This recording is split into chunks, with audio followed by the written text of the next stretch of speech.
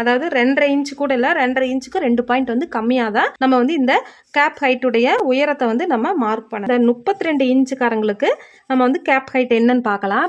2.6 2.5 இன்ச்சுக்கு 1 பாயிண்ட் அதிகமாக வருது. 38 இன்ச்சுக்காரங்களுக்கு வந்து கேப் ஹைட்டுடைய உயரம் வந்து பார்க்கலாம். 12ஆல் நம்ம டிவைட் பண்ணோம் அப்படின்னா 3.16 பாயிண்ட், அதாவது 3.25 இன்ச்சுக்கு 1 பாயிண்ட் வந்து அதிகமாக இருக்குது.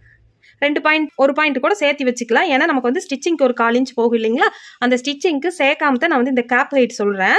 இப்போ வந்து 3 அளவுக்காரங்களுக்கும் வந்து பார்த்தீங்க அப்படின்னா 28 இன்ச் அளவுக்காரங்களுக்கு 2.3 பாயிண்ட் வந்திருக்கு. 32 இன்ச் மார்பு சுற்றளவு இருக்கிறவங்களுக்கு 2.6 பாயிண்ட் வந்திருக்கு.